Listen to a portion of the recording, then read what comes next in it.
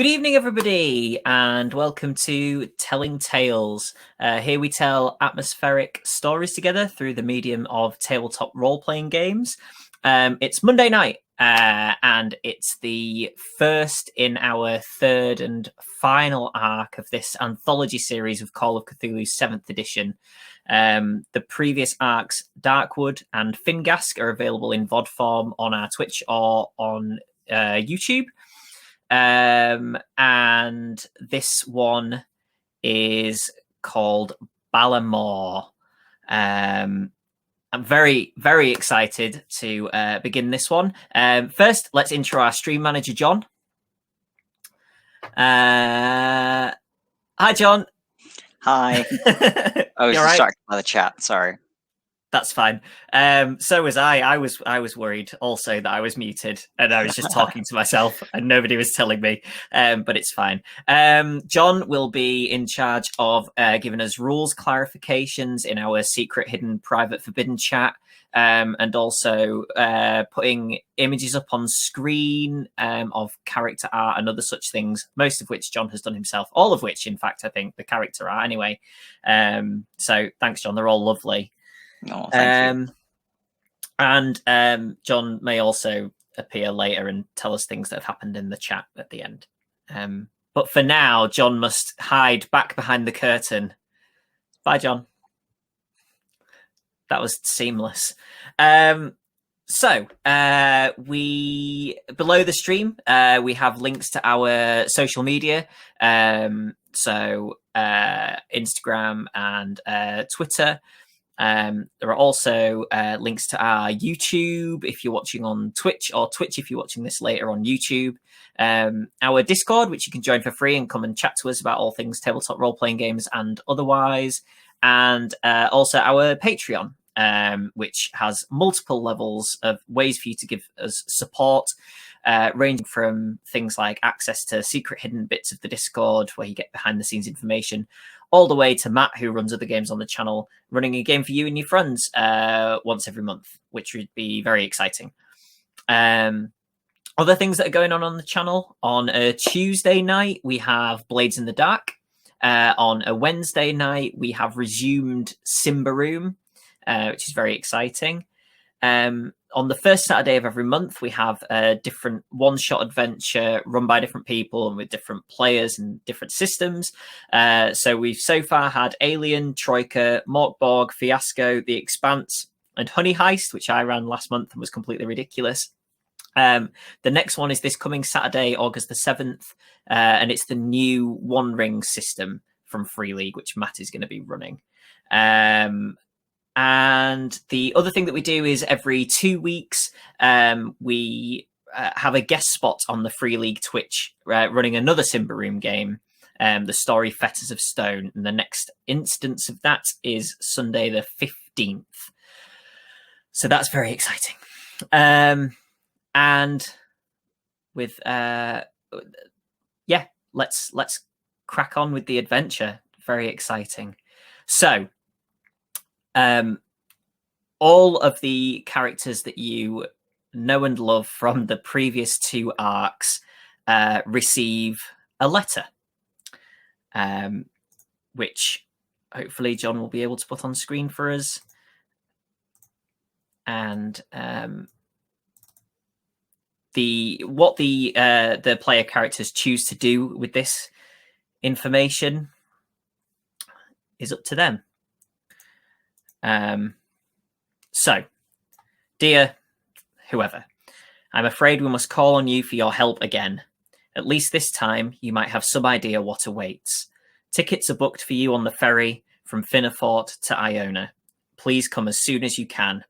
Yours most sincerely, the Right Honourable Mary Brown, Member of Parliament for Argyllshire, and Reverend John Moore. So, I think if we can bring Sam on screen, who plays in this and in the first arc, Dr. Jemima Wallace. Hello. Hi, Sam. What does Jemima do when she receives this letter? Sorry, the dog just came sprinting at me because I said hello. Calm. I was to Jonny and everyone else.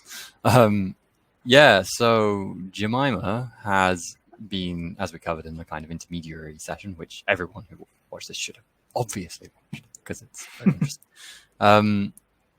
She's been rather obsessed with all manner of otherworldly and mysterious knowledges and things that might be new to science that kind of Darkwood opened her mind to. So she's been rather incessantly researching these things, and she's even managed to acquire herself some unusual tomes and tried out different strange things. But that has also lent her to be rather obsessive and perhaps shun people around her to a certain extent. So I think as the letter arrives, we probably find her maybe in the attic of her house, which is probably she's got like a third notice on, bills coming in the door alongside this letter or something like that, which she's discarded. And she's looking through her post and she comes across this one, notices it seems to be unusual, maybe doesn't recognize the handwriting or something, opens it up and reads, probably reads it about 3 or 4 times, and then kind of stands up and steps back and just gazes at it for a while, thinking. To kind of around her are strewn like, historical tomes from all manner of times, probably the vast majority of which are completely irrelevant to anything that might be helpful to her.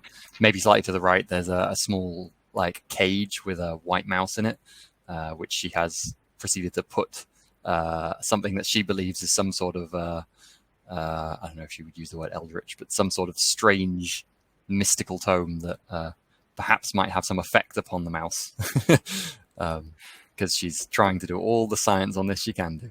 But standing up, receiving this letter is quite a stark moment for her, because it's the first kind of tangible contact with anything strange that she's actually had, really, other than perhaps finding the books and experimenting with that a little bit. Of course, recognizing Reverend Moore, that's a immediate reminder of all that happened in Darkwood. So she will start hurriedly and chaotically packing immediately, because that's clearly what's most important. I think she probably packs up everything, packs up her books, gets everything sorted to go, ready to go on the wonderfully favoured London to Glasgow train again. That's what happened there. And yeah, I think just before she goes, maybe she picks up a little bit of dust, which is part of something she's experimented with from her books, her time reading these interesting tomes, and just tosses a small bit of it over the letter, just in case something unusual should happen. I don't think she's really expecting anything unusual to happen, of course, because that would be madness. Nothing does, just to clarify. Yes. She kind of shakes her head, nodding, followed by a nod, and then shakes her head again, and then dashes off for the train.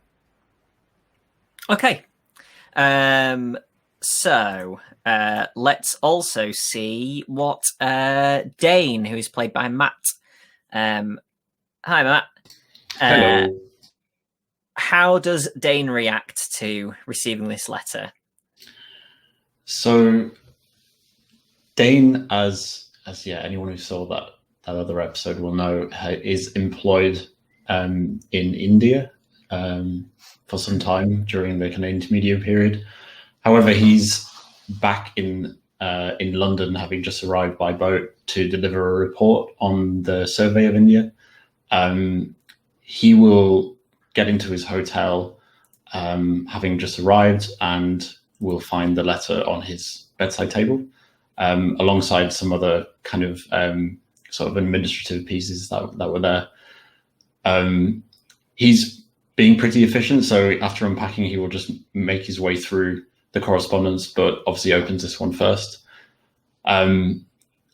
He reads it, obviously recognizing one of the names on the letter, and I guess just kind of has a bit of a wry smile on his face initially, because he's actually planning to be back and take some leave after delivering a report to head up to Skye to climb, which was exactly what he'd been planning to do the last time he'd come, and he's almost got the same kit and the same pack ready.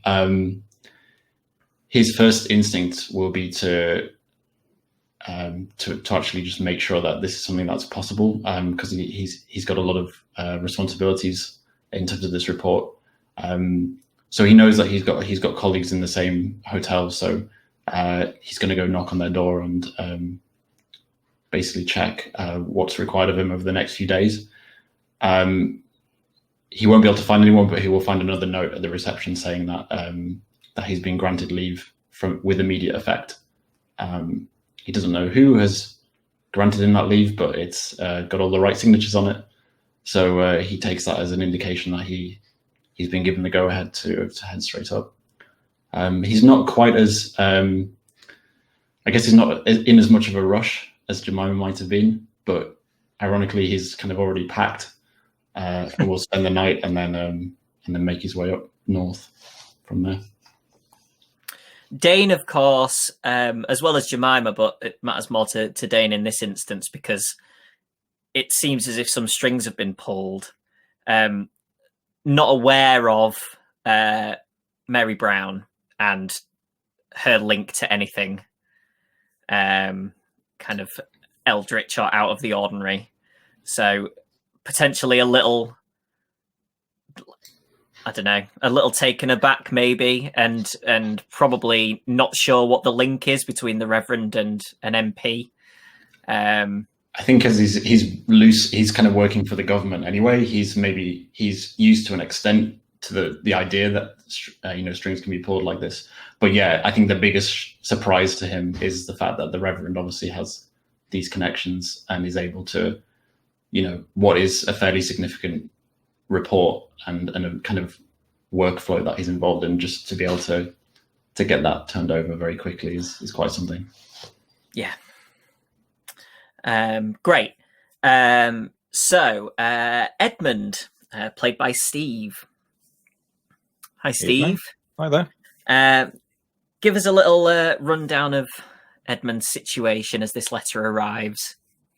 So I think Edmund will hear the post come through the door, and he'll walk downstairs, and he's wearing like an old lab coat, but it's covered in paint, like different shades and that sort of thing. So he picks up 2 letters. One is addressed to him, and one is addressed to Eliza, kind of via or a care of address.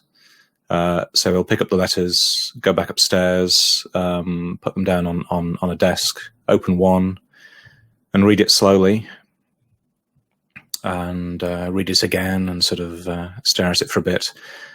And if you were in the room, you'd see around him are a number of paintings. So he's been painting just beforehand, and these paintings are pretty strange and not great quality because he's not he's not an artist particularly. And these paintings are of a strange hair and a weird sort of a weird ringmaster and some really rather indescribable shapes and entities.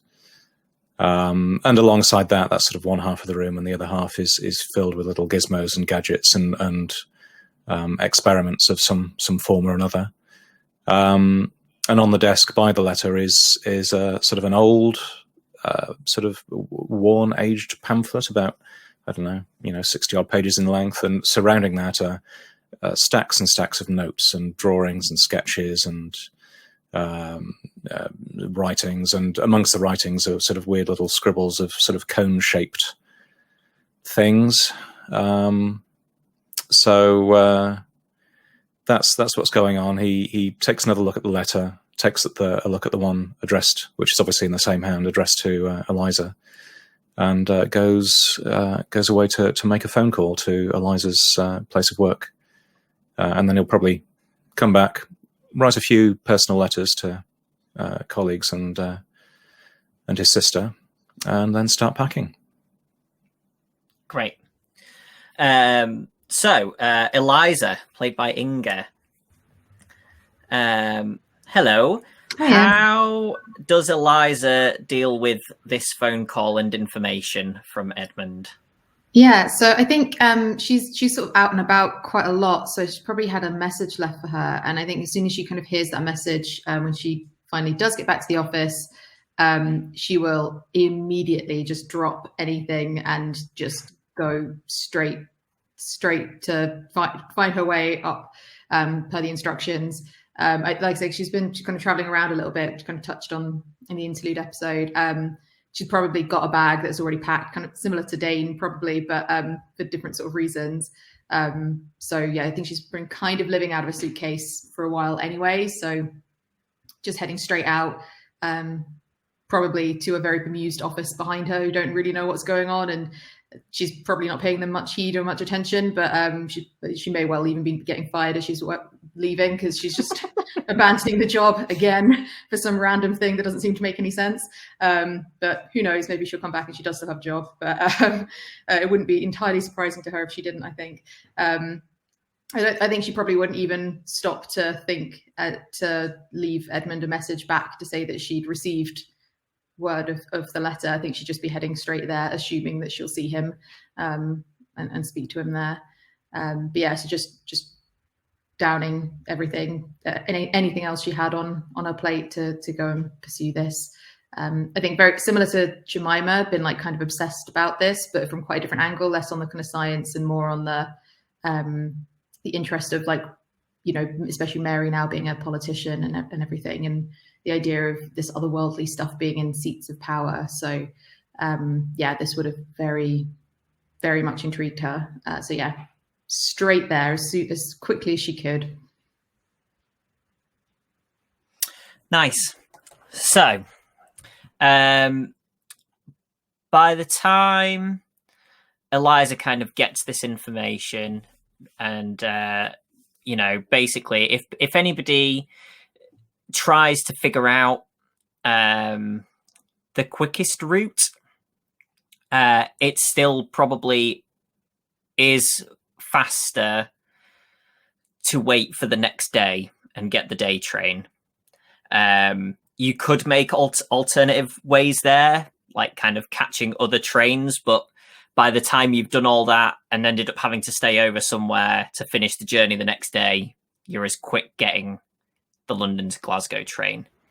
I think it's probably fortuitous that happened, because I feel like Jemima probably arrives, or maybe like starts planning the route and thinking about the times of trains, and then realizes she hasn't got in touch with anyone she knows to tell them that she's planning on disappearing to an unknown place for a mysterious amount of time, hopefully to return at some point.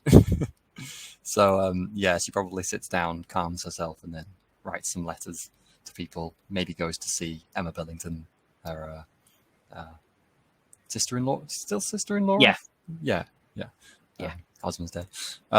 Yeah, and maybe has a quiet talk with her that's kind of maybe a bit somber given the circumstances and what she's talked to Emma about before, but, you know, comfortable, I suppose.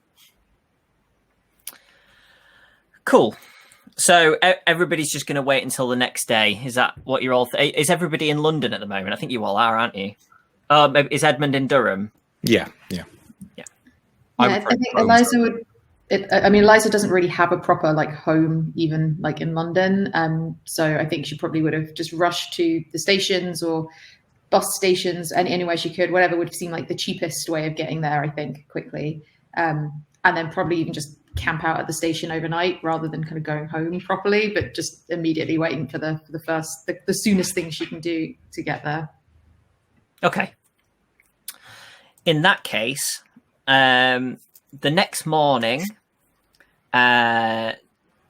Jemima, Eliza, and Dane all arrive at King's Cross. So at some point, Jemima and Dane will inevitably spot each other, probably before getting on the train, unless either of you were turning up at the last second and sort of rushing on. If you're there in good time, you would probably spot each other. Jemima's been there since like the first people were there, so I think when Dane Dane will probably spot me first in that circumstance while I'm like waiting for the train doors to open or something. Jemima's probably also seen Eliza kipping on a bench or something in the station, I imagine. Vagrant. Yeah. So I think, Dane certainly won't have been the first there. He'll be there in good time, but sort of, maybe sort of 20 minutes, half an hour before the train was due to leave. So in that case, I guess he might see Jemima, and so if he does, so I just had a really adorable interaction before this point. I throw just a couple of coins to Eliza on the bench. Well, just while there's no one else there. I don't really say anything. I just put a couple of pennies down. You don't have to say anything. I thought that had to happen. Okay, if Eliza doesn't say anything, then we can continue. Sorry, man. No, not at all. I think you'd be embarrassed, but slightly take them. Yeah. Just for scene setting, I didn't mention the date, so it's November 21st, 1929. So it's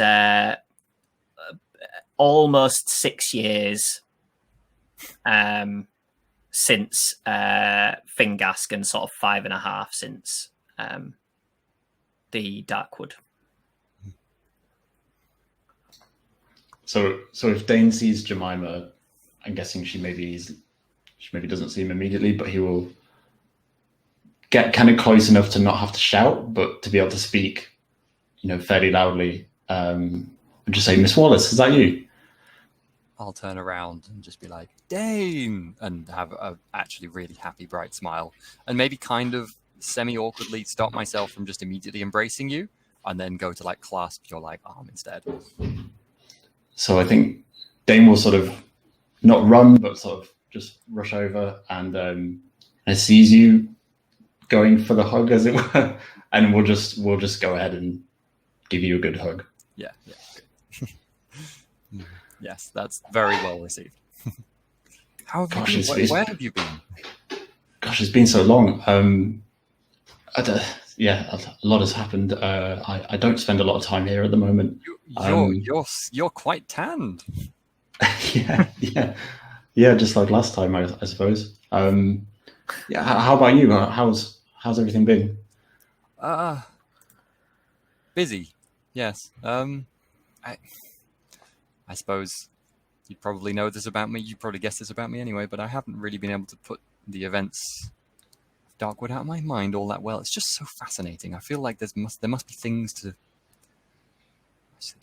Didn't say Darkwood. That was a bit awkward. Yeah, I'm sorry. I haven't been in touch, and I haven't. Oh, you're a busy man. Don't worry yourself. I understand these things. I must admit, I hadn't given it so much thought.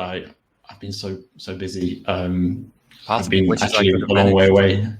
Part of me wishes I could have managed to put it out of my head, to be honest. But certainly, watching back, I guess did you receive this? And he will sort of pull the letter out of his back pocket and show it to her. Yeah, I guess I'll kind of smile a little bit when I see it and say, "Yes, precisely as that." Do you know this woman? Pointing at Mary. Yeah. No idea who this is, but she's obviously important. I was supposed to be working this whole week. I'm working on a survey. I was supposed to deliver the whole report, and it's all been cancelled. Somebody somewhere has, has done something. They want me to come. They want me to join this, evidently. So whoever she is, she's she'll do what she needs to do. Apparently, I'm surprised to see those two names together. Yes, I was wondering too. I wonder how much, if she's so keen to bring us along to something like this, if she knows at all about these strange occurrences. I'm not sure why I'm here, but you said you've struggled to put it past you. Have you spoken to either of them before? Or is this the first you've heard? No, I haven't spoken to them at all. I suppose I've been rather insular, one could say. I think that's fair. Well, I hope it's not more of the same. Let me just say that. I don't think Jemima replies to that. Oh no, I'll tell you what. She doesn't reply for a while, and she goes, "Well, I hope there's no more people in danger like there were there anyway." Do you think the others are coming? The others? I hadn't really considered it until I saw you here. Actually, I wasn't sure. Yes, that's a good point. So I think Dane will have a quick look around. Yeah, I will as well. For any familiar faces. Presumably, we don't see Melvin anymore. No. Perhaps they're on a different train. I suppose there was no, date or anything, or time to meet on this, so it could be. I don't know. There's no. Anyone could come along if they chose. Well, we could come along if we chose. There's no requirement, I suppose. So would they have wanted to? No idea. If I'm honest, I'm not quite sure why I feel so compelled to join, but it's almost like you were fated. I certainly have nothing else to do now. Come now, it's going to be interesting. We can't question that. That's true. And Dane will sort of subconsciously touch the scar that he has on the side of his head.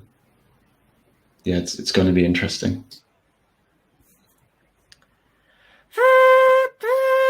All aboard!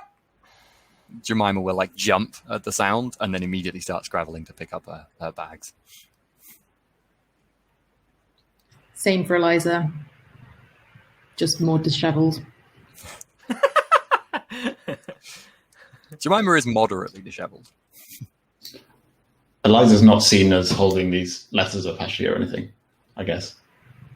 Don't think she'd be paying much attention to the other passengers, to be honest. There's probably a fair few passengers, I suppose, at this point as well. So, yeah, there'd be a reasonable crowd of people. A good couple of hundred people, kind of around this train waiting to board. So yeah. Eliza's also not actually seen a letter because she received the message by phone call, so she also doesn't have a letter, so she wouldn't be particularly looking out for that either. Mm-hmm. So yeah, I guess board the train quickly as can. Try and get a maybe like a table with Dane if possible. Yes, you can manage to do that. Having been there reasonably early, you can kind of make your way to near the front of the crowd. Probably would Jemima be mildly surprised as Eliza kind of walks past on the train? If I saw her walking by, probably mildly surprised, but I don't think Jemima would say anything. She'd be like, interesting. I thought that was more a vagrant than a customer. Perhaps I'll say something along those lines to Dane. I think that woman was sleeping rough. I wasn't expecting her on the train. Oh, that's a shame. Yes. Well, I gave her a few coins, but as I say, this is an expensive route, unusual. Maybe she's not going far. Cheaper trains to go not so far on, you'd think.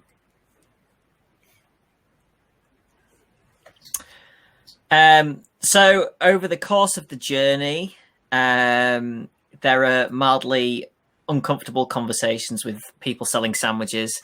And Jemima and Dane probably, I would imagine, you can correct me if I'm wrong, feel a small amount of discomfort as the train pulls to a stop at Gretna, before breathing a sigh of relief as it sets off again on the main line.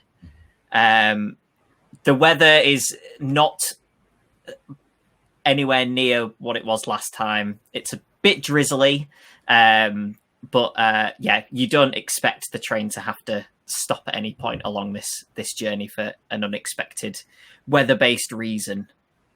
So while the journey is being completed, is Edmund planning on a train from Durham?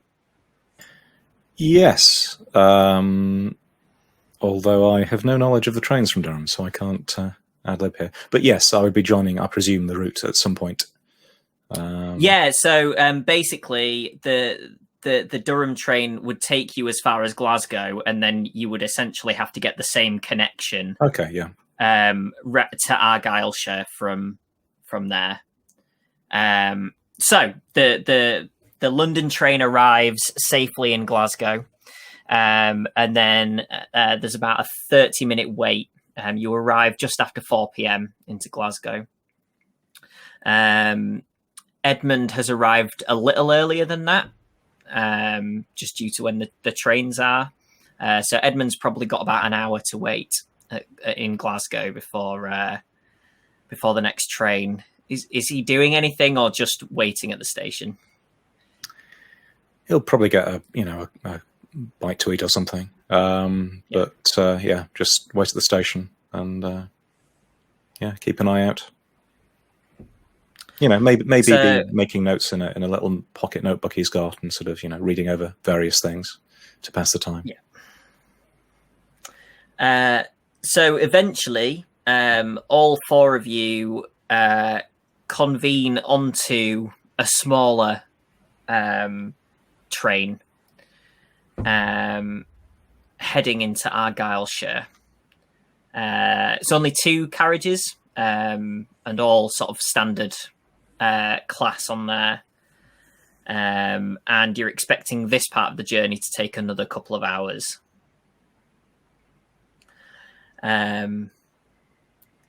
You would have no reason to interact with each other apart from Dane and Jemima. Obviously, I don't know whether Edmund and Eliza might have spotted each other either in the station. I suspect we probably would or have on done. The train. Yeah, if it's not too busy, then maybe. I think Eliza wouldn't be particularly looking out for anyone. I don't think she'd expect to have come across him on the same train or anything. But certainly, if he sees her, then.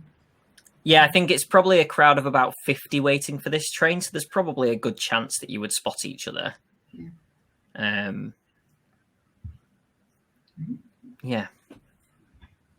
Well, yeah. Would you be sitting together? I mean, certainly if we spot each other, it'd be hopefully we'd sit together, but certainly be Mr. Carter, it's so wonderful to see you. Eliza, yeah. Oh, are we on first name terms now? I think we probably. I think after the second arc. Probably. How are you doing? It's here's your copy of the letter, by the way. Oh, wonderful! Thank you so much for passing the message on. I don't know right. I would have received it otherwise. I wasn't planning to be up to visit. Oh, thank you so much. This is amazing. What do you think we're going to find? Honestly, I don't know. No, after what we saw last time. But there is something there. This is wonderful to see that there really is something to pursue here. This is amazing. Yes. My research has run slowly, but yes, I've discovered there is more to see. Yes. And perhaps we will glimpse more in the forthcoming days. Yeah, I think we'd probably excitedly sort of consider what we might find and maybe chat a little bit about how excited that there is a connection with in the sort of political sphere as well, and maybe express a bit of interest at a reverend being involved in some of this as well. Kind of pondering the seats of power within religion as well as politics and possible involvement on this. But yeah. Okay. So, about 2.5 hours pass. It's dark out, and you find yourselves traveling along the coastline, and then basically turning back on yourselves and coming back down into Argyllshire. Before reaching literally the end of the line for this train at Finnefort, which is where the letter said you would be able to get a ferry to the Isle of Iona. Yes, Sam? What time of year was it, by the way? November. Okay, yeah. Yeah. Just wondering about the weather and all that. So definitely wrapped up fairly warm then, especially this Yeah. week.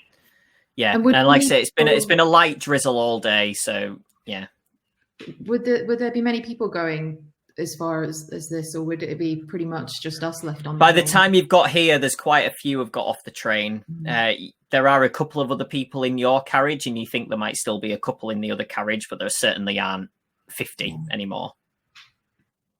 I think, as we're drawing towards the end of the line, then I'll point out Eliza to Dane and be like, "Oh, that lady over there's still with us. Interesting. All the way from London she came. That's odd. Just like us." Then I'll kind of have a look around to see if, just get a feel for how many more people are still here. Yeah, it's really thinned out at this point. That can't be. The chances of that by sheer circumstance are very small. I probably don't do anything, but I start staring more interested at Eliza. You might see. So yes, you might see the gentleman sort of again. Just there'll be papers out on a table, and Edmund will be attempting to sort of show various things, like pointing at one and pointing at another. And I don't know whether Eliza is too interested in this particular aspect. But I'm not sure how much she'd follow. Like, she's definitely not a scientist, and she does not have a head for that at all. I think she'd probably be a bit interested in trying to follow it, but in a very no, dumb it down for me kind of way. And yeah, probably trying to stay interested, but really struggling. Given we're on the same carriage and I'm interested now, can I do a listen, Jonny, to see if I can? Be of course you can. I'm curious about as a conversation. Yeah, absolutely. But that's Jemima's now snooping, and she succeeds, even though she's pretty bad at listening. Yes. Okay. Was it enough to get a tick? No, just success. 21 of 24. So what do I hear? Do I hear the conversation? Do I just hear snippets enough to get me? What do I hear, Jonny? I will let I will let Edmund and Eliza decide on the volume of their conversation and what might leak over to a purposeful listener a couple of seats down on the train. Got it. Interesting. Well, I think you hear some keywords. I'll have been discussing things found on ancient clay fragments. I'm very interested. I might have mentioned Eltdown shards. Mm-hmm. I might have mentioned. You might have heard the word yith. Being okay. I will. Dane, you definitely noticed me very interested, gazing, and make it obvious I'm listening. So, and then maybe after a minute of doing that, if you don't stop me because you think I'm being impolite, I'll kind of lean over to you and whisper. I think they're maybe here for the same reason as us. That man, he's talking about things I've heard in my research. Really? Yes. Both of them? Well, they're talking with each other, so I presume so. God, how many of us are there? Go. Let's go speak to them. Yeah, I was kind of hoping Dane would suggest that and immediately follow. Okay. Unless Dane was saying something immediately, Jemima will probably introduce and say, "I'm terribly sorry. It's very rude of me. I couldn't help but overhear some of your conversation." And before you really say anything to persuade that, I think I just get my letter out and place it on the table. Because that would be the logical conclusion of this circumstance, that other people have done exactly the same thing exactly at the same time.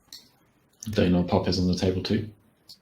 I think I would be initially startled and making to hide the notes, and then when I see the letter, I'll take out mine and hold out the letter too. Mm-hmm. Do the same. Well, it seems we're headed to the same destination. It does. Who are you? I thought the chances of you and I gaze at Eliza following us all this way was so very slim. I saw you on the station platform. My name is Jemima Wallace. This is Mr. Harrow, Dane Harrow. I wasn't following you. No, I didn't think that. I meant we'd both been called for the same reason. Point to the letter. Right. Sorry, Jemima Wallace and... Dane Harrow. Pleasure to meet you. Sorry, Eliza Smith. I'm Edmund Carter. Pleasure to meet you in these... Edmund Carter. I have had correspondence with you. You remember? Of course. A little over a year past. We shared a few letters back and forth. We did, yes. I published an article in the Inquiring Mind, and you wrote to me from it. I did, yes. That was an interesting piece. Yes, I can see now. Yes, I can see what we might have in common. I will immediately start looking at things on the table, very fascinated now. Wait, what do you mean? What's your connection to all of this? What do you know? Is this a 4-person table? Can I sit and not next to Edmund? Let's say yes. Okay. Yeah, I'll probably say, do you mind? And then sure, please. Sit next to you. And while still staring at the things on the table, kind of answer Eliza, just be like, actually, I think maybe Jemima doesn't answer for a moment and kind of looks at Dane and goes, Do you know Mary Brown? No, not at all. We were wondering who she was, but we do know Reverend Moore. The other man on the letter. Who is he? What's his significance? I think Jemima by this point has already suddenly got fascinated with something Edmund wrote on a piece of paper and doesn't immediately reply.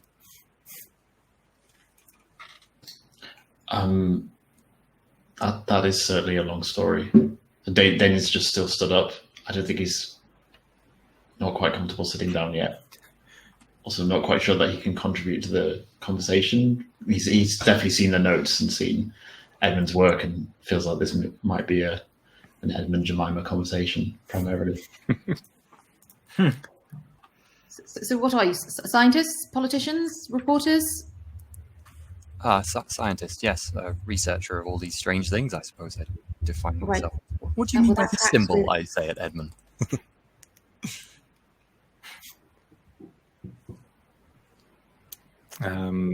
Yeah, well, I'll probably bring you in and start describing various things. I can imagine we're already discussing like bits and bobs of things we've researched before at this point. So at this point, Dane will kind of move towards Eliza and sort of apologetically say, "I'm sorry, maybe I can help answer your questions." So, are you a scientist as well, Mr. Harrow? No, absolutely not. I mean, I help some. I guess I'm a mountaineer by trade. Edmund, do you think they're going to have us mountaineering? Sorry, last time they had us all for specific purposes. Are we going to need a climber? I don't think that's what's happening here. I have a connection to the Reverend alongside Miss Wallace and a few other people who I think it's because of that I've been brought here. I don't expect to be using my crampons at any point. Right. Yes, a few others. There's no sign of our companions I've seen.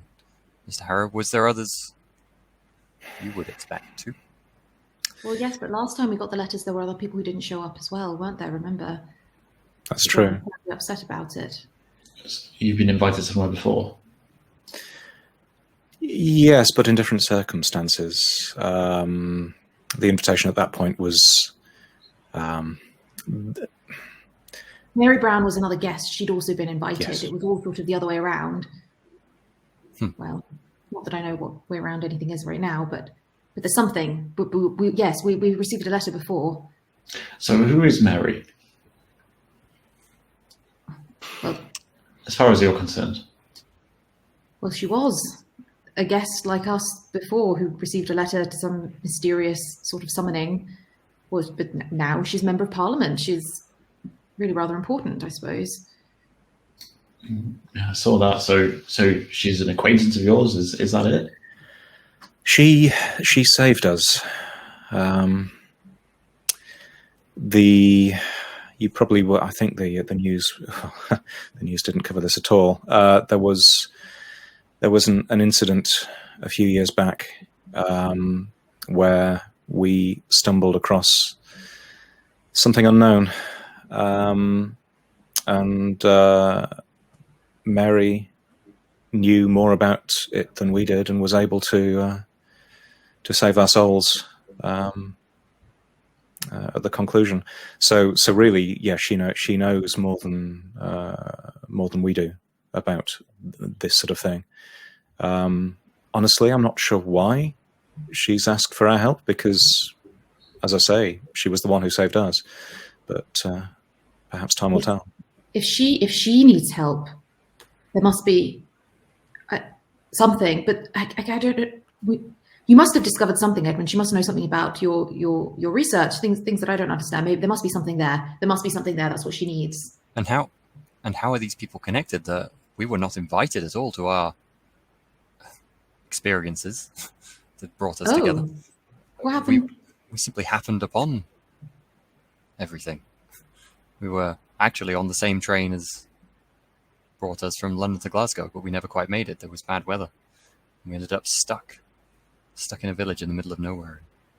There were all sorts of strange things there, but definitely didn't feel like we were, there was any intention on it. It felt like we were stumbling into things arguably against the desire of others, really. Well, we're sort of going to the middle of nowhere again, aren't we? By design this time, of course. Curious. I do wonder how Mary knows the other gentleman mentioned in the letter. Well, she said she was part of some sort of organisation. He must be connected. There must be. She did, yes. And there was the matter of the book as well, wasn't there? The book, yes. It was going to. She was sending it away somewhere to. Yeah, I don't know. Keep it safe. I hope so. Dane definitely. Yeah, so does Jemima. Makes a bit of a shocked face to the mention of a book. What is this significant to you? Jemima, can you describe this book? It's sort of indescribable, frankly. And that sounds quite precisely like our book. Yes. Could you read the words? No. Well, yes, but only through this looking glass, magnifying glass. More like they were perceived than read? Yes, I suppose so, yes. Yes. I didn't know what language it was, but somehow I understood it. It sounds a lot like our book, indeed. I think I may have read more of that book than I wanted to. You read some of it. We only caught glimpses of some of the pages before. Well, technically, I suppose Mary stole it, didn't she? Although it did rather save us, so I can't complain. I think we stole it first, to be accurate, but. Well, I suppose if you want to get technical about things, yeah. Did Reverend Moore end up with our book? Dane? I don't remember. Presumably, given this invitation, he is in possession now. So he looks that way. The book got taken back from you as well. You didn't keep it. You haven't studied it. Somebody took it away from you as well. When you mentioned study, Dane will kind of look at Jemima. Yes, I did. I did spend some time with it. Much of a day. What did you find? We were in such a rush. Everything happened all so quickly. We caught glimpses of something about summoning creatures or something spells. Yes, it sounds nonsensical. I saw that too. There were many things, all sorts of things. Like the book itself was to grant abilities, otherworldly abilities. Maybe some to summon, as you say, bring things into this world. Others to do other terrible things. See, this is what I was thought. If Mary has this and she's now in Parliament, what if other people have things like this? Otherworldly powers, you said, gives abilities. See, that's dangerous. This is something we've got to know about, but nobody knows anything about it. It's infuriating. I quite agree. This is why I've been doing the research that I've been doing, and Mr. Carter has been as well. Oh, I can't tell you what a relief it is to know that it's not just us and the other people. Yes, I echo your sentiment. I felt a little crazy at times, I must admit. I've been told I've been crazy several times. But you said you're a scientist. You must have been researching it like Edmund here then, more on the technical sense of things. Yes, as I say, we'd had some correspondence. Sadly, my colleagues at university have not been so open-minded. But yes, I have had some success, I suppose, with a number of old documents and books of researching things, but nothing that really explains all this. Whether it's all somehow been hidden from us, or whether it's simply so hard for society or people to comprehend that there is still so much left to discover. I don't truly know. It's clear that it's been around in our world for a long time. Whatever these things are, these otherworldly impacts. I'm sure Mr. Carter will echo my feelings. Things hidden behind other things. Things were literally hidden for us. So we couldn't discover them until we had the right equipment, essentially, to find things, to discover things. I think there must be things hidden all over the place. We just can't access them. Jemima gazes down at her letter, which probably still has some dust on it, but doesn't say anything. I think we had glimpses of something, but we didn't have any tools. We didn't have anything to help us through that. So I don't know. The things we saw were, well, quite extreme in nature. Things we all thought impossible before we saw them. Yes, sure. Yes. There are greater things in this world, I think, than we can see with our own eyes, and I don't believe we are alone. I believe that there are other entities of great power, yes, that lie alongside, and I saw one for a moment, and yes, it was disturbing. Fascinating. I think Dane is not as kind of vigorously in agreement as the rest of the group on those points. That feels to him like a leap. He's open-minded, but yeah, I guess that's his initial reaction. Mm-hmm.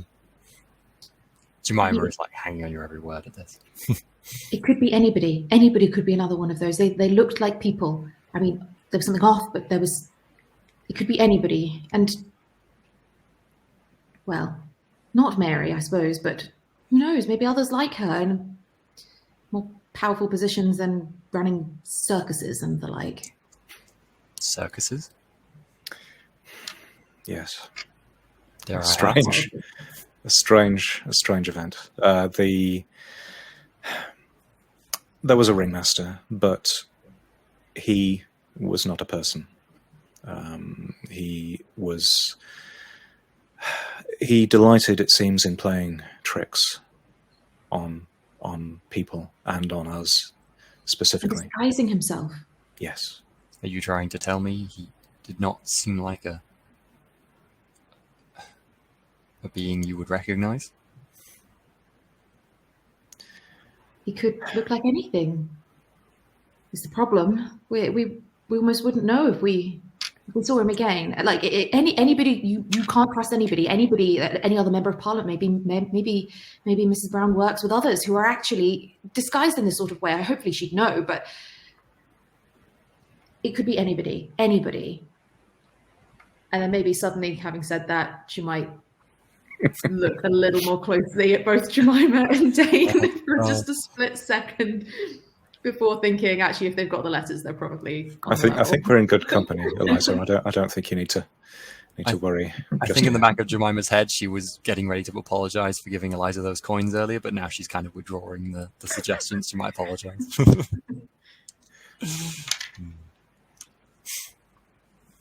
The train screeches to a halt as you reach Finnefort Station. Just in a old train brakes kind of way, not in a, anything else kind of way. And the conductor works his way down, opening the doors. You can see where the sort of ferry port is from where you are, because you're down at kind of the thin end of this kind of peninsula area. So yes, you can see where the ferry port is, and it does look like there is a ship there. So you may have made good time on your arrival. This is all going much smoother than last time. Duncan looks at Jemima. It is indeed, isn't it? Definitely feels like we are on the right track. I think we finally are. I can't help but be concerned, though, while my hope is for more answers, that we're going to get more questions from this. Undoubtedly. Well, we best get going, I suppose. So you head over. You have been told that you basically have spaces paid for. So are you gonna kind of go up to the man who's kind of stood taking money from people wishing to cross? There are also a couple of people kind of lugging crates on board as well. This doubles as a sort of a transport ship for goods and things over to the island as well. So Dane can maybe head up to this person and say, I believe we are prepaid as a group, possibly others as well. Do you have any tickets reserved already? He's wearing like proper like sort of a black rain mac and a I don't know what the hats are called. I would call it a rain hat. And he kind of looks around you all. Nobody else from the train has come over to the ferry, by the way. So you've made this short journey over here on your own. And he kind of looks around you all.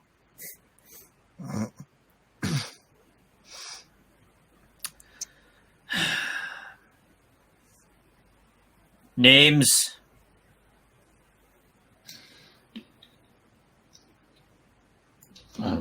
Dane Harrow here.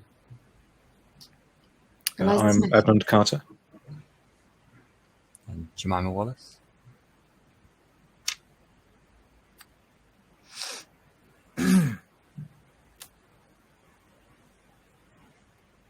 On you go. Right. I'll look back to just make sure there's no one else coming with us as that happens. And then turn around and say, it looks like we're the only ones. Do you say that loud enough for him to hear? Yeah, I'm not trying to hide it. Yeah. He says, well, bit late to be heading over to the island now. How often does the ferry traverse this strait? This is the fourth and final time today. Okay. Morning, noon, afternoon, evening. This one's more often than not just the crates. Thank you. I'll hurry off to find my seat.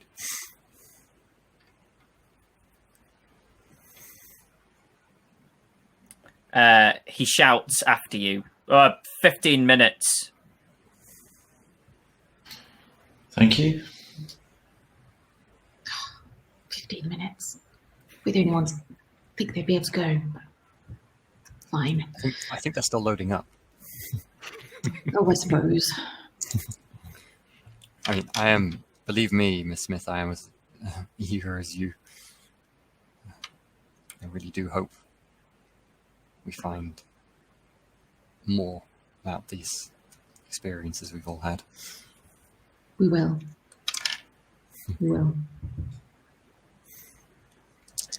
Are we like? Do you in head like a into the sheltered sort area? of? I was going to say, do you head into the sort of cabin bit that avoids the rain?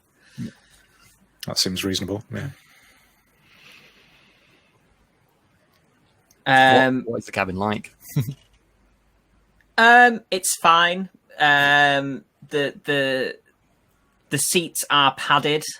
A lot of the padding is sort of flattened, and there's a couple of tears in the seats, but it's not dire, but it's not the height of luxury either. But yeah, comfortable enough for the sake of traveling from somewhere to an island.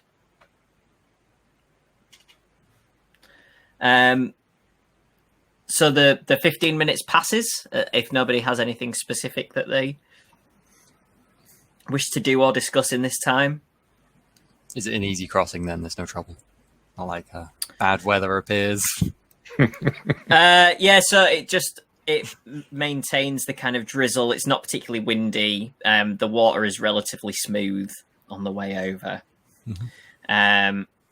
And you kind of pull up at the shore of the Isle of Iona at around 8 p.m. And you kind of bash the ferry kind of bashes a little into the side of the dock area, and then the man who you presume is the captain that let you aboard, you see him get off, kind of tie off the ferry, and then he swings open the cabin door, rings a very loud bell, and kind of takes a step back from the door to give enough room to let you off, and then just looks at you all. Okay, clambering off pretty quickly, I think. Mm-hmm. Gather up all my things, yeah. Yeah, I'll gather stuff together and thank him before departing. Yeah, same here. You see, standing at the end of the dock pier, a single figure, kind of silhouetted, holding a umbrella. Do we recognize the figure? It's pretty dark. From context, Jemima and Dane would probably guess that it's the Reverend. Mm-hmm. Yeah. Walk up then and see if it is said Reverend. Mr. Harrow, Dr. Wallace, nice to see you again. It's good to see you. The invitation certainly caught both of us off guard, I think. I didn't think we would meet again. But is this one of the other people who had that experience with the two of you? This is Reverend Moore. Oh, right. Hello. I'm Eliza. My Smith. apologies, Miss Smith. Lovely to meet you. Shakes your hand. I'm Reverend Moore. And you are? Sorry, Eliza or? To Edmund. Yeah. Yes, I'm Edmund Carter. Please, yes, call me Edmund. Lovely to so you know Mrs. Brown. Sorry. Yes, I do. Yes. Is she there? Are we going? Where are we going? Sorry, getting ahead of myself.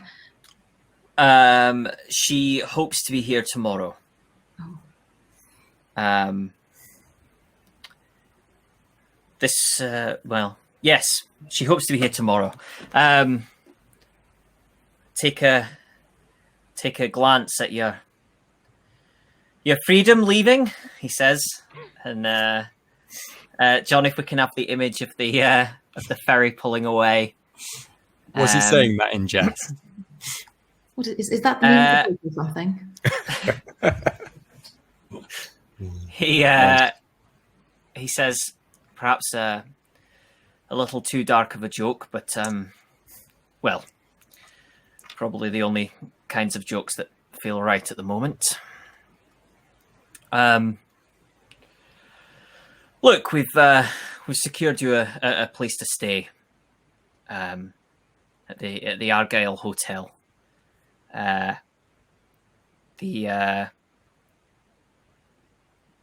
The owners, well, they're no Duncan, but William and Kate McCabe, and they've been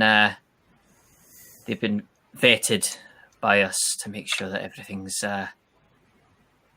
above board. So, at the mention of Duncan, is Duncan well?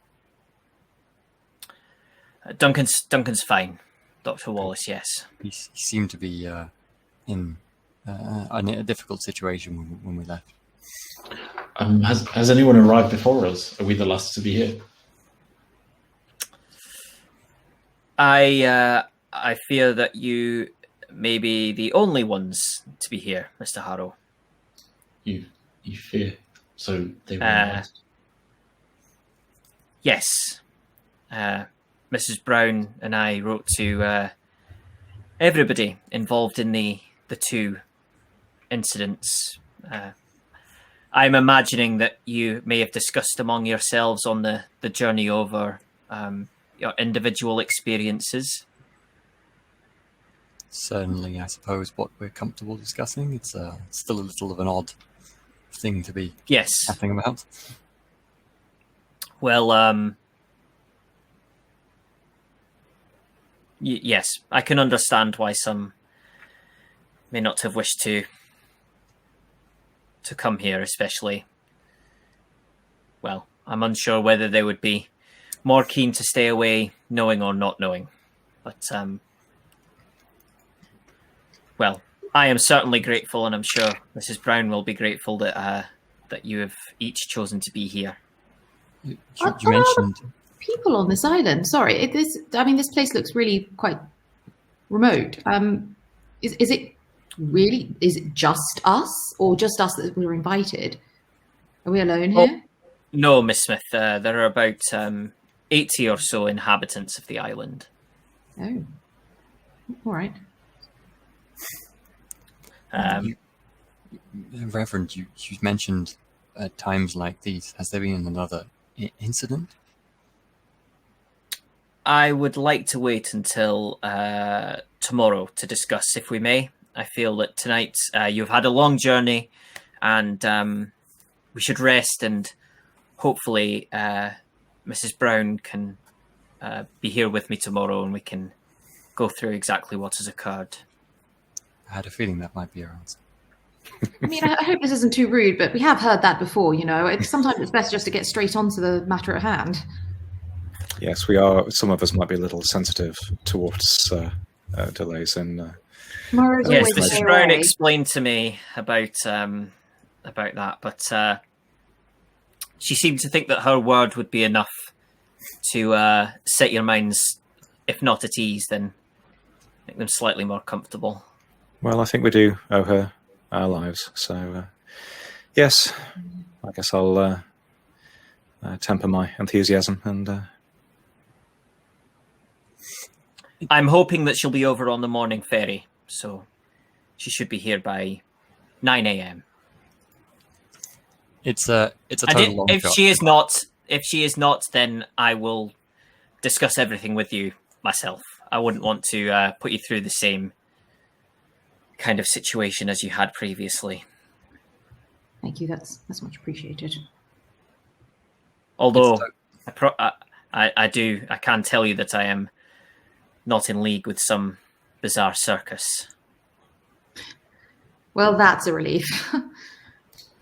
Imagine circus about comes here and can't get back off the island. Ooh. I must admit, I am very curious about this circus.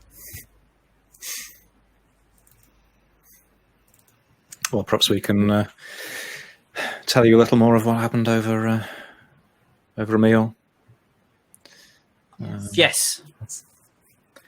Sounds like a good plan. Yes, the Argyle will be able to provide you dinner also. Excellent. Full board provided there, so yes, everything will be covered while you're here. Are you joining us, Reverend? If you will have me, I would be most honoured to join you for dinner. Yeah, yes, of course. Eliza visibly brightens at the sound of full board and nice warm meal. It's a very long shot, Jonny, but this is absolutely what Jemima is going to be doing. She is doing like psychology on Reverend Moore to just see how he is. Okay. Is he really distressed about hiding something, or is he like just kind of Sure. I have 10 in this, so it's not going to succeed, but yeah. No. Okay. His demeanor is not hugely different to the last time that you saw him. Yeah.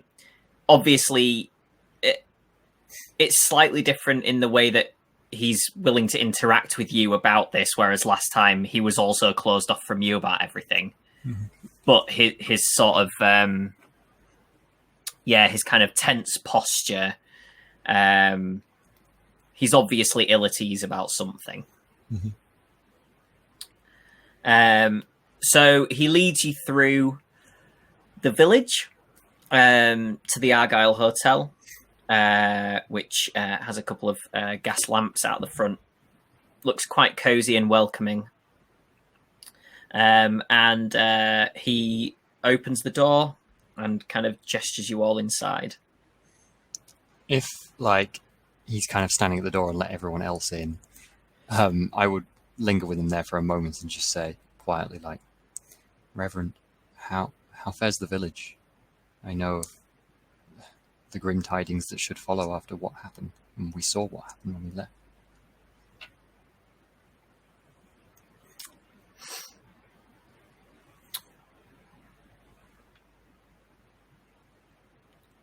We can discuss this later. But is it okay?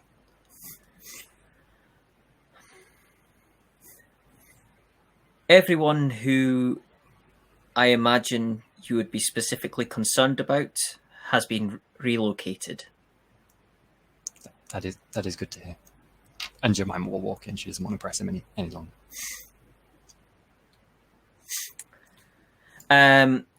A very cheery husband and wife couple come up to you all.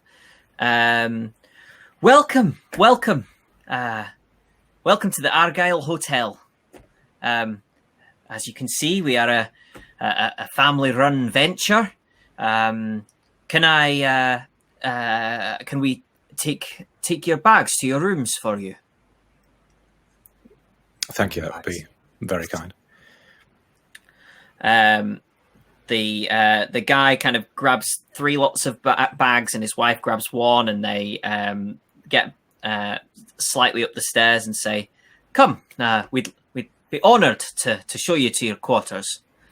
Whoever gets my bag is seriously weighed down because it's just full of books.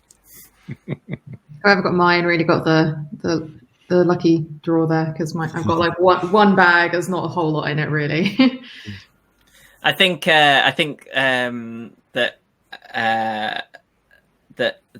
the guy had kind of left Jemima's bag thinking it was going to be an easy carry for his wife, and then she sort of hiked it up. If she looks like she's struggling, I might take it back, because Jemima's probably significantly bigger than said wife. She gets about a quarter of the way up the stairs and then has to sort of lean it on the step. I'll just be like, it's okay, it's okay. No, No, dear. How old is she? They're in their 50s. Oh no, I'm going to take it off her as politely as I can. I'm not going to let a small 50-year-old woman lug my massive heavy bag up the stairs. She puts up somewhat of a fight for sort of for show more than anything. Yeah. To save face, and then says, "Oh well, I'll make us a pot of tea." And she comes back down the stairs. That would be lovely, thank you. Kind of slightly bemused look at Dane. So William McCabe leads you to the upstairs hallway. There are 4 open doors, and he says, "Please feel free to take your pick of these rooms that we've prepared. They should all be of a very suitable comfort for you." And the Reverend here says that you've had a long journey, so we have baths in the room, so we can draw you a bath after dinner, and you can soak off the difficulties of the day, and we hope that everything will be to your satisfaction. Very nice, thank you. Thank you very much. Reverend, are you staying here as well? No, I have a house that has been provided by Mrs. Brown. She's acquisitioned here for our purposes for the time being. Is anyone else staying here, may I ask? I asked her, the lady showing us. The lady showing us. The guy showing us the rooms, because the lady's making tea. No. We do have another 2 rooms, but well, as you can see from the weather outside, this isn't exactly a touristy season. So yes, we're more than happy to have you here staying with us. I think at that, Jemima will go into her room, or just choose a room, assuming they're all the same. Dana's going to kind of try and catch Jemima's eye beforehand and sort of theatrically open and close the door, as if he's looking for something on one side of another. Is he doing it in a jokey way, or like a paranoid way? In a jokey way. Okay, good. Jemima will have a chuckle and just be like sweeping off the back of her door then. I think the priest probably catches eye of this as well, and sort of initially looks mildly disapproving, and then you see a little sort of smirk pull up the corner of his mouth as he looks away. Safety first, Reverend. If everyone sees us, I think, he'll just sort of watch with interest. Jemima walks into her room actively, like chuckling. I think Eliza will have just picked whatever was the door closest to the stairs and sort of gone and briefly thrown her bag in and straight back out, ready to head down for some food and story swapping. Sounds good. Jemima will change out of some of her like wet clothes from the rain to something a bit more polite for an evening meal, and then maybe quickly scrabble some notes because things have happened, and then head downstairs maybe 5 or 10 minutes later. Okay. By the time anybody gets downstairs, so if Eliza is down first, there's already a pot of tea with a number of mugs on the table, teacups, sorry, should I say, and also some shortbread. Oh, excellent. You dive right in. Excellent. Yeah, nice. And Kate comes back out of the kitchen and says, "Right, we have a number of meats and vegetables that we can offer. Is there anything specific that you would each like, or we have a stew which might be quite warming for this particular night. We've got some nice freshly baked bread as well from a baker on the island. We could do a stew and bread. That sounds ideal. Sounds wonderful. Sounds brilliant. Lovely. I'll be right out with that. The priest says, "So, did you all have a relatively painless journey?" And he kind of specifically looks at Jemima and Dane as he says that as well. No troubles. Very smooth, thank you. We were Good. a little nervous when crossing the border, I must admit, as you can imagine. Yes, understandable. Although, as I'm led to believe from discussing with Mr. Carter and Miss Smith here, while our encounter with oddities came about purely by chance, it seems, theirs did not. I think there was some element of chance to our involvement, but the person who invited us wasn't fully aware of the situation that he himself was in. So, yes, some chance was still at play. Okay. Yes, from my understanding, I believe that was a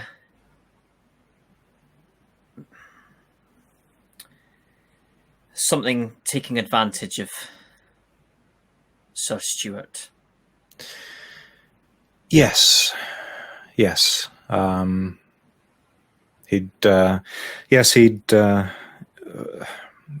fallen into debt and made some bad acquaintances, I think, and got in rather too deep.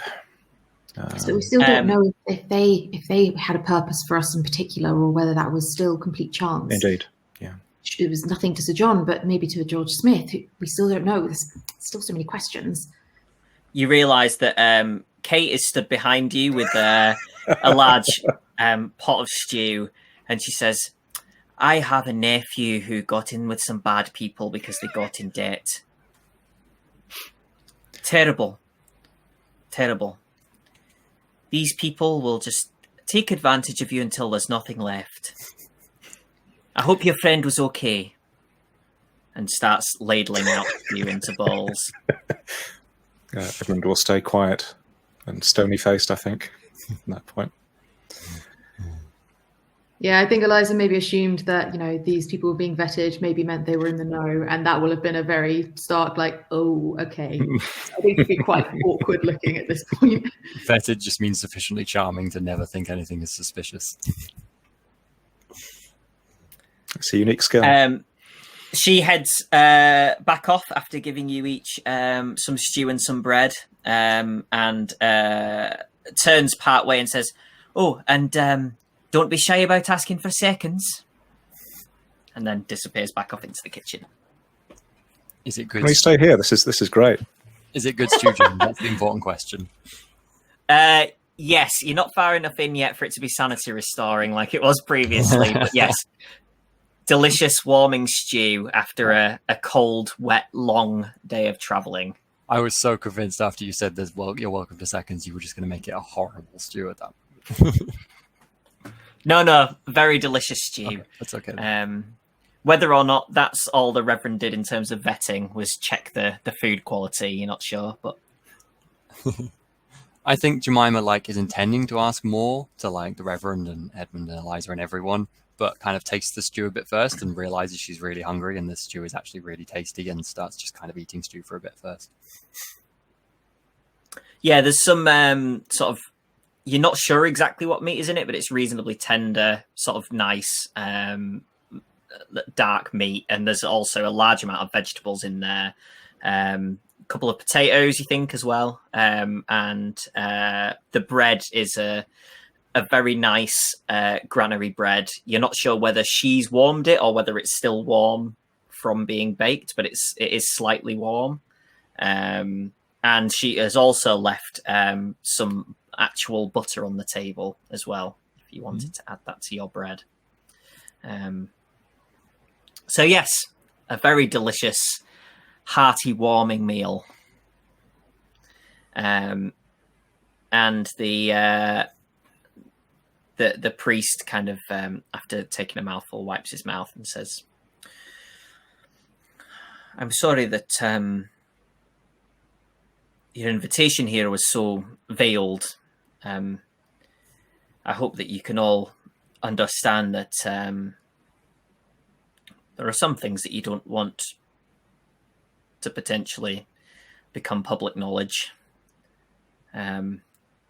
We were walking a fine line between the invitation holding enough weight and being able to pull enough strings, using Mrs. Brown's influence, and potentially causing her problems down the line. So it was a fine line to tread in that regard."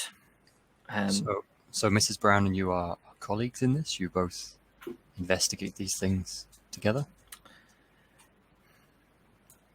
For our sins, yes, it seems that is how we've ended up. Seems how we've ended up as well, I suppose. To be honest, I was glad to meet Mrs. Brown. I had it takes on it's framed slightly differently to probably how you heard it before, but I've obviously alluded to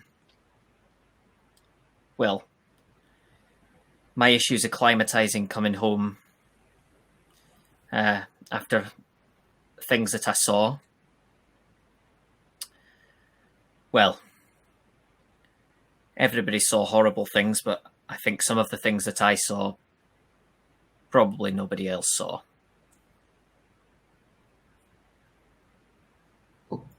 What are you talking about? You're talking about the war? I mean, everybody's seen the war, but you saw something different? Did something happen? Did you have an experience? What? Wait, is this the third thing? What's happened? Perhaps this is one for tomorrow. You.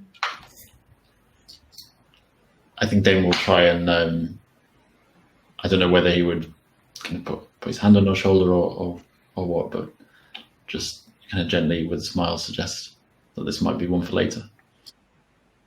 Yes, of course. My apologies. It's been a long day. William appears and says, "Could I interest anybody in a nightcap?" That sounds very, very pleasant. Perhaps one more cup of tea for me first, if that could be possible. Of course. Kate, another cup of tea for the doctor.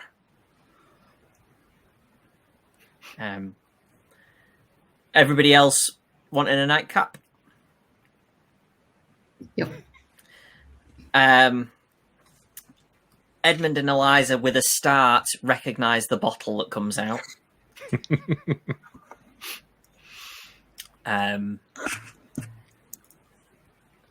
He was one of the primary whiskey distillers, and it's not the really good stuff. Okay, that's fine. But it is still very nice. So he pours everybody out a small glass. And Kate comes out of the kitchen with a pot of tea and refreshes Jemima's teacup. They say, "Oh, would you be happy if we joined you for a drink before bed?" Of course.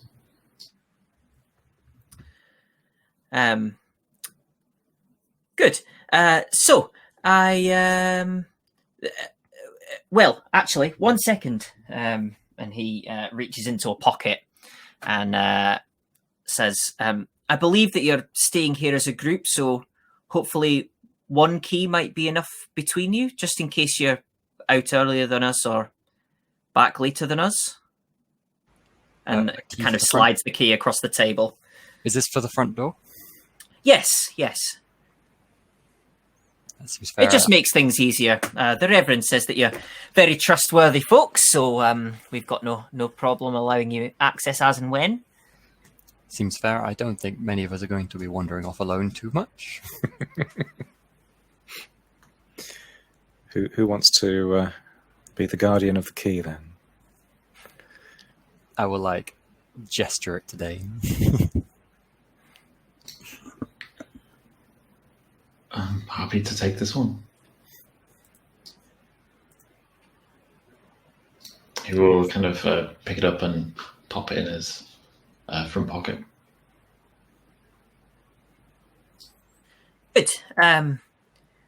Well, Dr. Wallace, looks like your tea is finished. Would you like a whiskey to see out the night?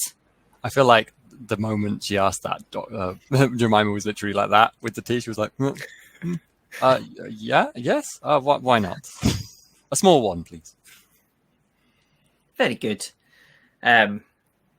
Pause. You were sort of half a measure of what everybody else had. And then pushes the bottle into the center of the table and says, "Everybody, please help yourselves." So, well, we're under strict instructions not to ask why you're here, but well, what do you all do? Obviously, we're well, hotelier seems a very fancy term, but yes. Well, no, your hospitality's been wonderful so far. Don't sell yourself short. Well, thank you. If it's any consolation, we don't really know what we're doing here either yet, so... Can I roll my eyes at the Reverend when she says I'm under strict instructions not to ask what you're doing? Oh, God.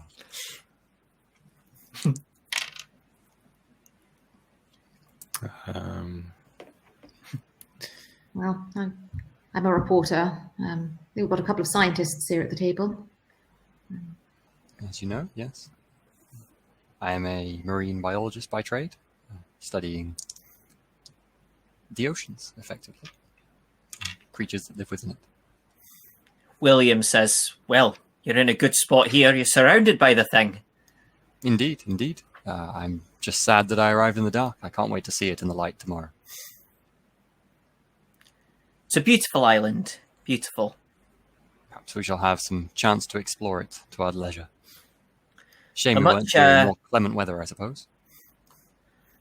Well, it changes so frequently here, it could be bright sunshine tomorrow. We shall. But, yes, a beautiful island. A much slower pace of life than I'm sure you might be used to in the cities. It's lovely nonetheless. If the pace of life remains slow, then that will be fine for me. I'm happy to enjoy that where I can. Well, this may just be the place for you then, Mr. Carter.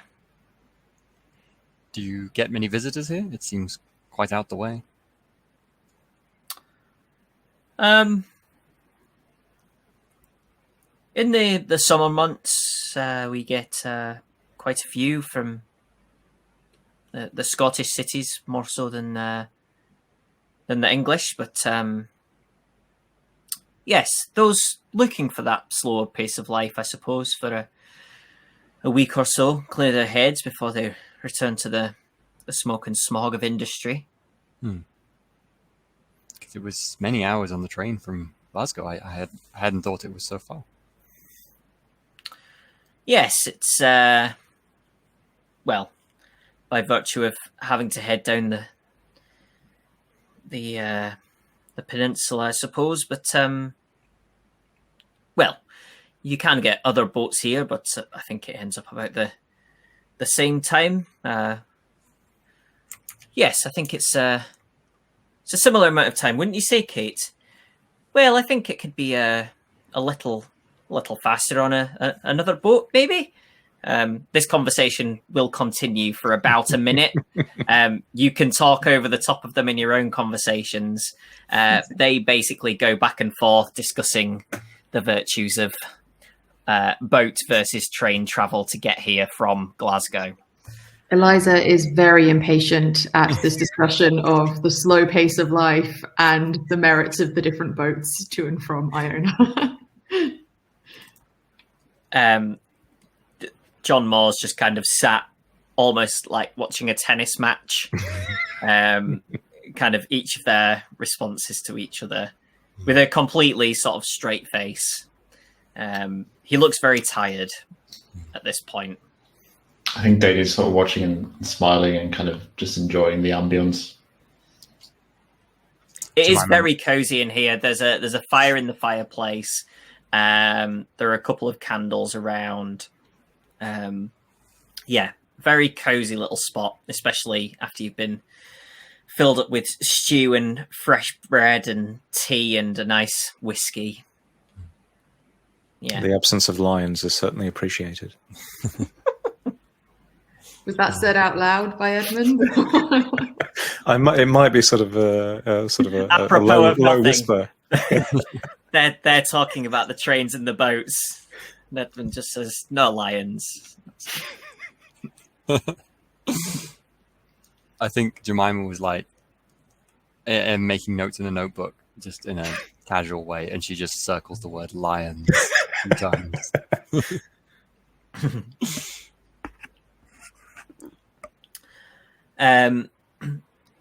With a start, Kate kind of stands up and says, "Oh, forgive me. Would any of you like a bath drawing? Would all of you like a bath drawing?" Yes, please. That sounds most pleasant, thank you. If it's not too much trouble. It has been a long long day. Yeah, that would be wonderful. William, would you help? He says, yes, of course, Kate. No problem. And they disappear off. Once they're kind of out of earshot, I'll look at Reverend Moore and just be like, "So when you say vetted them, Reverend?" Well, we know that they are who they say they are, and that they've no links with any unfavourable groups. Wait, Suppose there are other groups? What are these other groups? Well, The only groups we'd heard about was something that Mrs. Brown alluded to very vaguely, and I suppose that's the same group that you're part of. This is all just a lot. well, Miss Smith, everything has its opposite. And unfortunately, those who attempt to maintain a status quo from one side will be met by a force from the other side.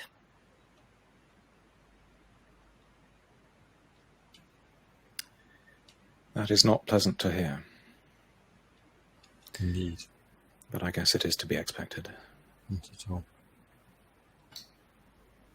I think Dane looks a little bit confused, but he won't say anything. But he's got the sense that he's maybe a step or two behind the discussion on this one. Yes, Reverend, perhaps it might be prudent to explain a little more about Mrs. Brown's background. Can you do that in this environment?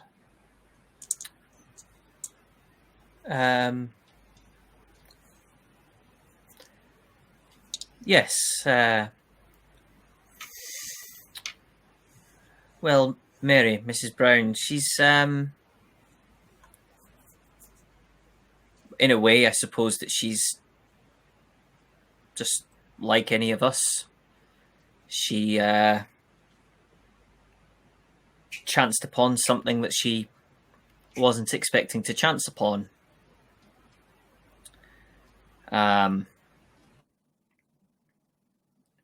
However, she is as I'm sure Miss Smith and Mr. Carter you can attest to, she is somewhat of a force of nature herself. A woman of singular will who has chosen to deal with these discoveries in a very particular way,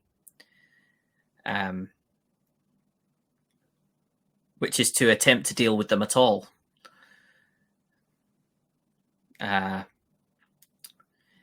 She may have slightly exaggerated when referring to an organization, if that's the word that she used. That seems to be the word that you have picked up on. It's more a small group of people who are aware of certain things that others are not. And following Mary's lead to some degree, attempt to deal with these irregularities. So we are safe to assume that includes more than just you and her, then? Not that we had to meet them there. Yes, I suppose to anybody outside of this room, it could also be said to include the four of you. I suppose that makes sense. I don't want you to be in a false sense of security, thinking that there is some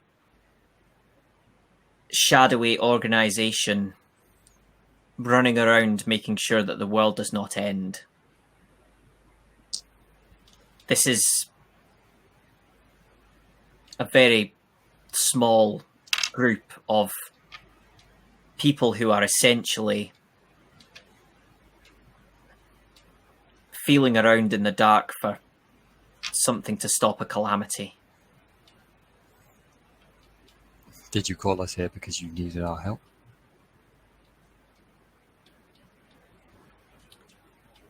We need something you wanted us to see. A little of both. We need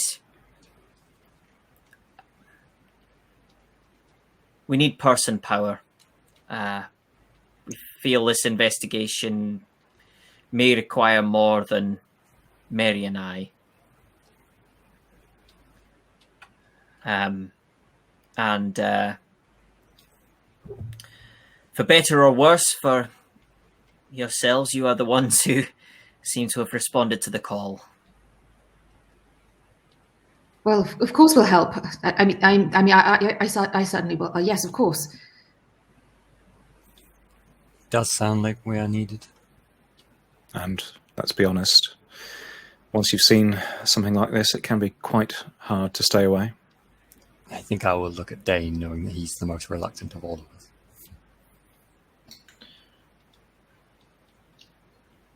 I have a lot of questions, but I'm here, so yeah, of course.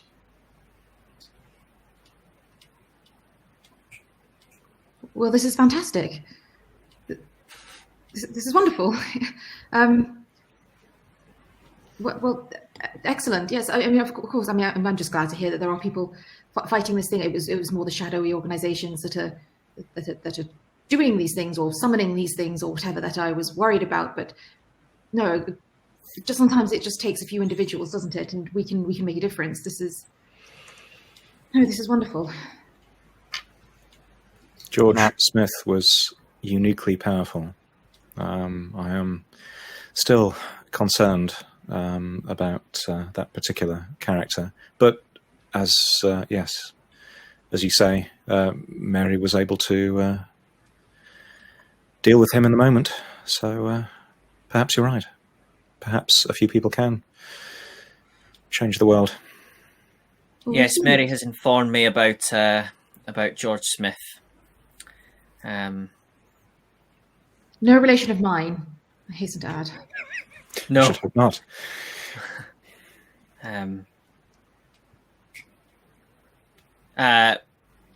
Kate kind of appears around the corner at the top of the stairs and says, all of the baths are drawn at your convenience. Are they like coming down to hang around with us now, or are they not? No. She actually says, we'll be turning in now if there's nothing else you need. No, that's been wonderful. Thank you. Yes, thank you for your hospitality. It's been marvelous. Of course. We should be up at any time from 7 for if you require breakfast. Thank you. I think once she's gone, I look back over at Evermore and kind of say, well, I was as eager for this moment, I think, as Miss Smith until I'm here and we're having this conversation, but now I can't help but feel, I suppose I'm a bit scared, really, given what you're telling me. I would be surprised if you are not, Dr. Wallace.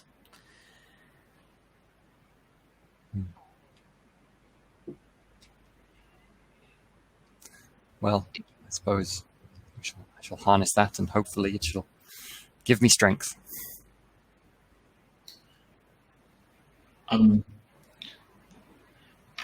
Whatever it was we faced, whatever it was we saw, I don't think we encountered the same thing here.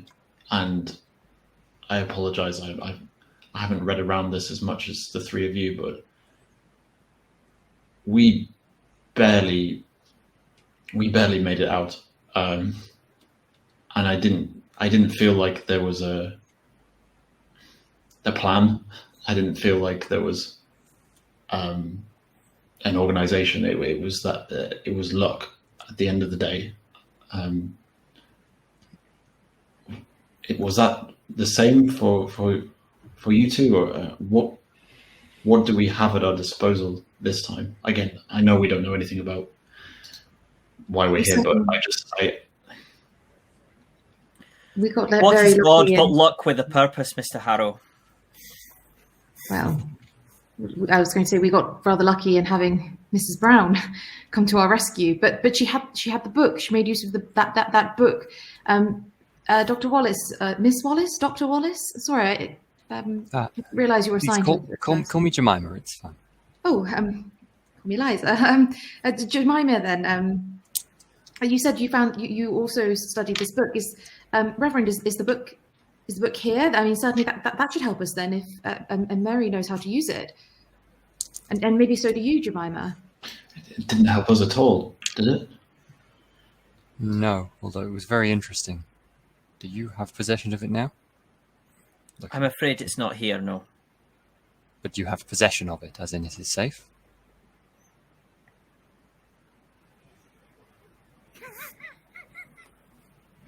Does he give anything away with that? Because Jemima will be seriously concerned if that's Yeah.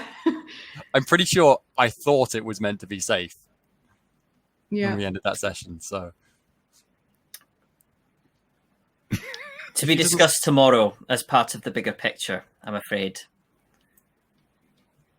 If he doesn't say anything, then Jemima also doesn't say anything, but she gets a very worried look on her face. Yeah, Eliza's excitement has just dropped to what the hell? Yeah. I start writing shadowy organizations and stuff underlining. I think baths and bed may be the order of the day at this point. And I will be back here to meet you, shall we say 8:30 tomorrow, and then we can hopefully meet Mary from the ferry. Sounds good. Yes. Yeah. Then Eliza will pour herself another glug of whiskey to take up for her bath.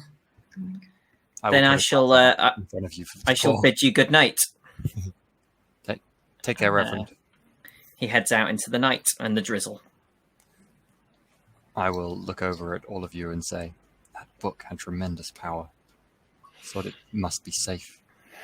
Like you said, it was what saved us. Mary using that book. Saved you would not- from what?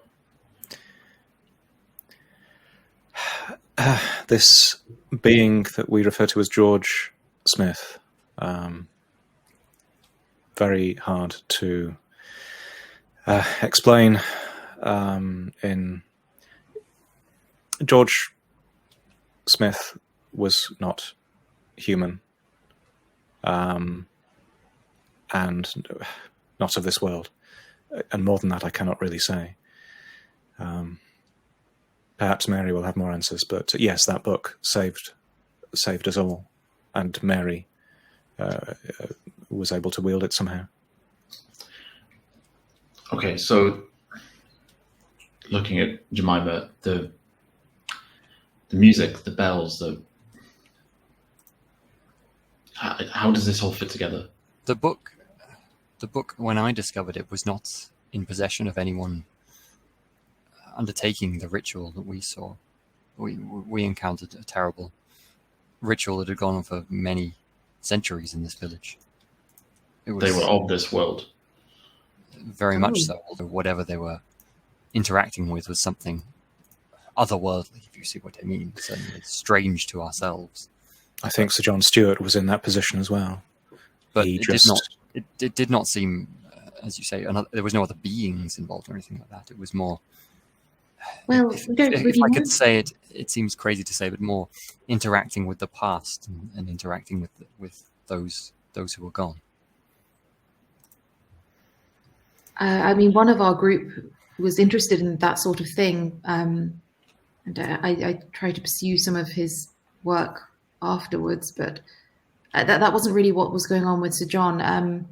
But he, I mean, Sir was John, I John- don't even know if he was involved in rituals and things. It was George Smith with that ruddy circus that he was building up that seemed somewhat ritualistic, but Was Sir John in possession of the book? Did he Yes. use it? it was in his home. We assume, presumably he used it, but we took it before we ever saw him interact with it. That is We interesting. only ever saw Mary using it to When I found scare the book, off this thing. when I found the book, it was not in possession of anyone we thought who was involved in any of the horrific things we saw. Wait, In when fact, was this? The, When the did- when ritual did was you nothing find to this do with the book, as far as we perceived. Correct, Dane? Yeah, that's how it seemed to me. How recently was this?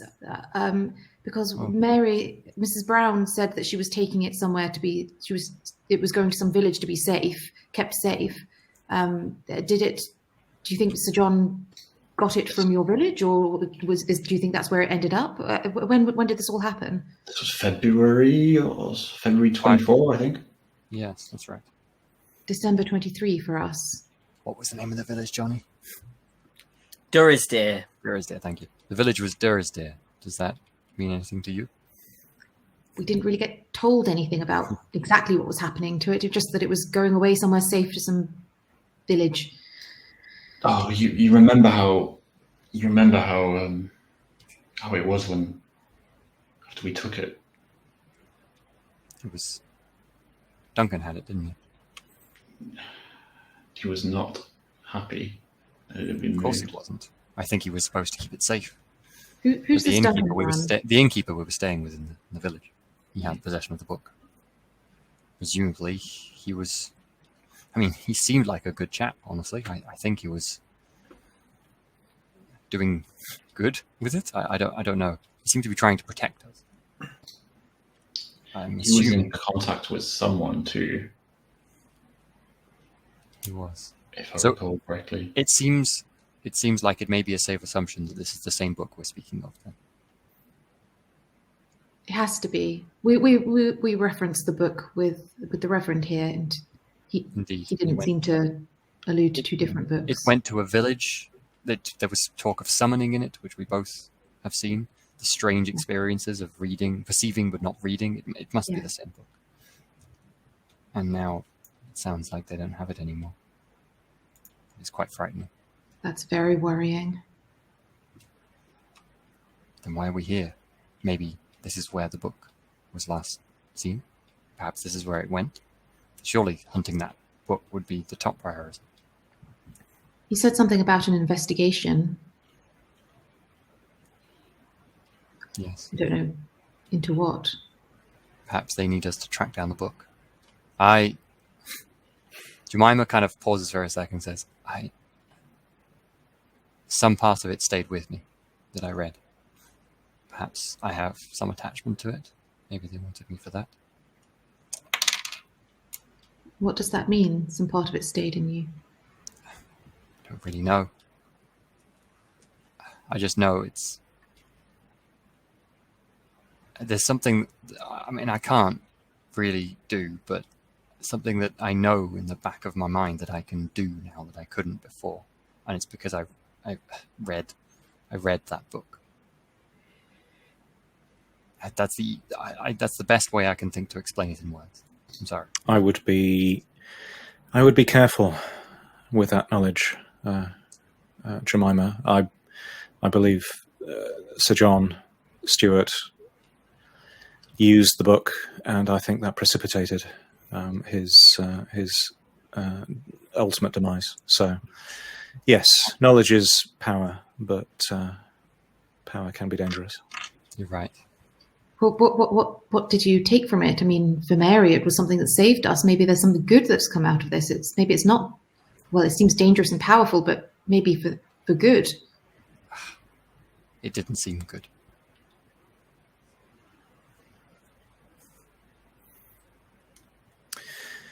Well, answers will be forthcoming tomorrow, I guess, as long as we can make it through the night. Yes, and I suppose our baths will be getting cold. Shall we retire? That is a good point. Yes. I'll sleep well. Cool. So everybody heads for their bath and then to bed, presumably, unless anybody has anything else specific that they want to do. No. Listen out a little bit. Yeah, that's true. I'm not sure Jemima would fall asleep very easily. Given No, the first night's a doozy usually. So I probably stay in the bath until it's cold and then stay up for a while. Yeah, I think Eliza would try and stay up. I think she'd enjoy the bath as much as she could. It's probably been a while since she's had a very nice long bath with a glass of whiskey. But I think she'd probably try and stay up and listen out for things. But I think she'd be absolutely shattered and probably would fall asleep sooner than she'd like. Is the sky, I guess it's overcast if it's been drizzling? It is overcast, yeah. Yeah, I think Edmund would sort of go to the window, try to look out at the stars, be kind of frustrated that he can't see them. And then, after a bath, take a few notes, read a little bit more of the pamphlet that he's brought with him. And then I guess, ultimately go to sleep. Hopefully. Okay. So the night passes without incident, and in the morning you each have a vague recollection of a dream that you had, in which it's very abstract. So a kind of green ray passes your vision, and then becomes a small hillock, and then a silver cross kind of lowers itself onto the hillock and then withers to black. And we'll leave it there. Ready, mysterious. It's got to be night. Got to be sleeping is the big end of session. That's interesting. Yay! Thanks, everyone. Excellent. Nice intros to both groups there. Yeah, that was really fun. I liked integrating the characters and having us be cagey, but then kind of interested at the same time. That was really fun. Yeah. Just quickly, if there's any questions or comments in the chat, if you want to put any questions or comments in the chat, then please do, and John can put them up on screen for us. Shout outs for followers from the week. Scott, they've disappeared off my screen. Scott Kobold, Night Bites, Silent Majority, The Lion's Tea, VTuber Shoes, and Mary Geronimo. I know who Mary Geronimo is. Thanks everybody for following us. And yeah, any questions or comments, put them in the chat. promo stuff. Monday nights, this. Tuesday nights, Blades in the Dark. Wednesday nights, we're back to Simba Room. First Saturday of every month, of which the upcoming Saturday is a one shot. So this Saturday coming up, we've got the One Ring, the new Free League one, which would be nice. And then every other Sunday, we've got a guest spot on the Free League Twitch, running another Simba Room story. So the next one of those is the 15th of August. Yeah, that's it. It's been really interesting and fun to play the characters simultaneously wanting to get as much out of each other as possible, but also trying to like express the weirdness that they experienced without seeming just completely insane. And, yeah.